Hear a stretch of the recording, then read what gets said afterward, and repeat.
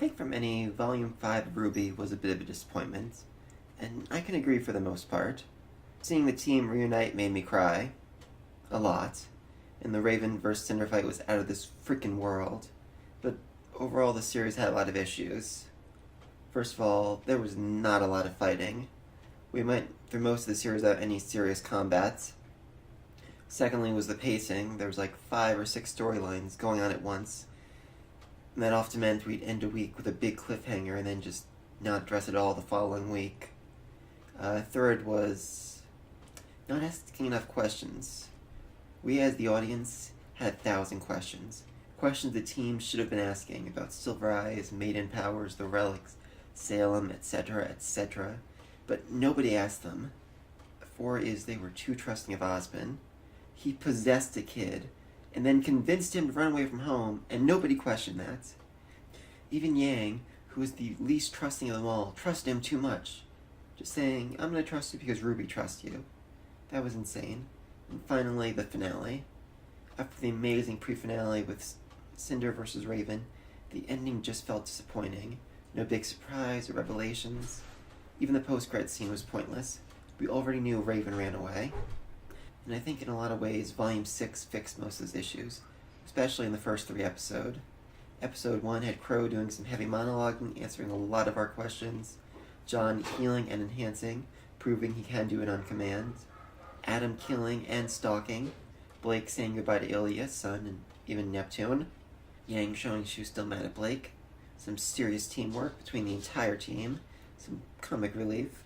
And even more reason not to trust Ozpin. And the sketchy chick. Episode 2 was certainly an improvement on the pacing issues of Volume 5. It opened with Cinder, then went to the team, then switched back to Cinder, then finally ended on the team without feeling choppy. The creators picked the moments of the highest drama to switch out, giving us a chance to breathe before dropping us back into the action. There was also a very informative flashback about the relic that answered a lot of questions, but would have ruined the flow if it had been included in the first episode. From there, we finally get to see Ozpin lose his cool in one of the most emotional performances I've seen in this show. And then the team finally had enough. Prepared to fight off both him and Crow to get the answers they needed, they summoned Jim and asked her for the truth that Ozpin had kept from them. And then Episode 3. Episode 3 was... I'm not really sure how to finish that sentence. So many questions were answered about Salem, the gods, the relics, humanity, the moon, and the freaking name of their planets. We saw an entire civilization and half a moon wiped away. We learned of Ozpin's children, and it ended with the biggest shocker in the series. Salem can't be stopped. From here, many became split on the series. They didn't understand why everyone was so mad at Ozpin and felt things became slow. I have to disagree. The team agreed to risk their lives to stop Salem, and Ozpin held back very important information. He had no plans on what to do next, and had basically already given up. From here on, much of the slowness that people complain about is the team trying to understand why it is they're still fighting. From there, they moved to Brunswick Farms, and turned the show into a horror story. Yes, I screamed when I saw the apathy. We all did. Or maybe I'm just a little bitch. Anyway, this little break was a great way to address Bumblebee problems, Crow's drinking, and Ruby's silver eyes. They didn't really fix any of these issues, but they set them up to be fixed down the road. Or at least to improve a little bit. I also really liked how they ended things, explaining the backstory of the town instead of just saying, oh, the town was overtaken by apathy. Well, that's surprising. This is a great touch that really added to the world building here. Let's also take a moment to appreciate the Cinder vs. Neo battle. First off, it was great to see Neo back. Seriously. It's been like 3-4 years. And she was wearing Torchwick's hat. I actually had a theory that she was going to come back dressed, speaking, and acting like Torchwick. So, I was half right. Secondly, the fight was out of this world, with many describing it as being close to or at Monty's level of animation skills.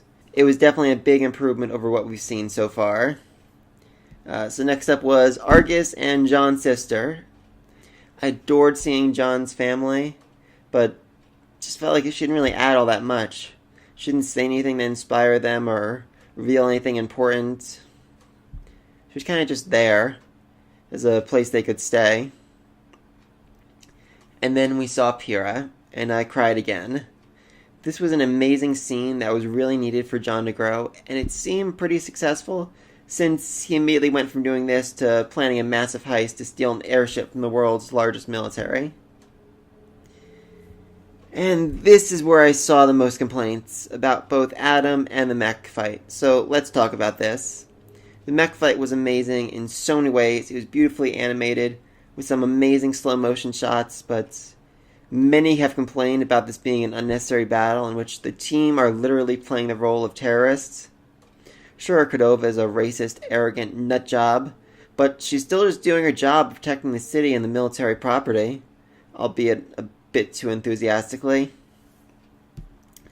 The mech fight's main purpose seems to be more about keeping the rest of the team away from Blake, so she and Yang can fight Adam by themselves.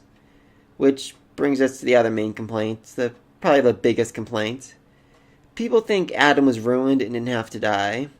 I disagree on the first point, and a bit on the second point. Adam always seemed like an ass to me, and just never really came off as a strong, revolutionary leader that other people seem to see him as. But I do disagree with how they killed him. I'm glad it was both of them stabbing him instead of just Blake stabbing him and Yang comforting her, or Yang stabbing him and that being an issue down the road. But I'd rather Adam have run into his own sword or off a cliff or done something where it was his own rage that caused him to die instead of them choosing to kill him. He was weaponless, auraless, and they were right next to a military facility. They could have found a way to detain him, even though he definitely would have escaped. Or the entire community would have been screaming the next 5 years, "Why hasn't Adam escaped yet?" But that's what they chose to do. And then the finale. A giant Leviathan was about to destroy the city, and RWBY had to use her silver eyes to stop it. And in order to do this, she has to remember all of her best memories. This was just amazing. They could have just used old screenshots, but instead they redid a dozen or so scenes from throughout the series and before, and they all looked amazing. And then we saw Summer, and she was just freaking beautiful. And done with a full 3D model. Ty didn't even get that in his first appearance. And it really has me hoping that we'll see her next volume as a ghost or a memory, or she's been a prisoner of Atlas this entire time. Which would definitely cause some issues between RWBY and Ironwood, but hey, whatever. Cordova then showed up and pierced the freaking heavens with her drill, and the gang got to Atlas, where the entire military stands ready to defend themselves. We also got a far superior post-credits scene of Salem creating a freaking army of flying monkeys to obliterate Atlas and get her hands on the next relic. And that was Volume 6. I know a lot of people are mad about Adam and the mech and the slow pace, but I think most of us can agree it was far superior volume compared to the last. They finally started asking questions, confronted Ozpin, talked about and used RWBY's eyes multiple times, and gave us quite a few memorable battles. Moving into next season, I'm hoping we'll see Weiss confronting her family, RWBY meeting Penny's creator, new weapons, and an all-out battle between the Atlas military and flying monkeys. Let me know what you thought of this season, what you think will happen next season, and all the things I got wrong down in the comments below. Peace.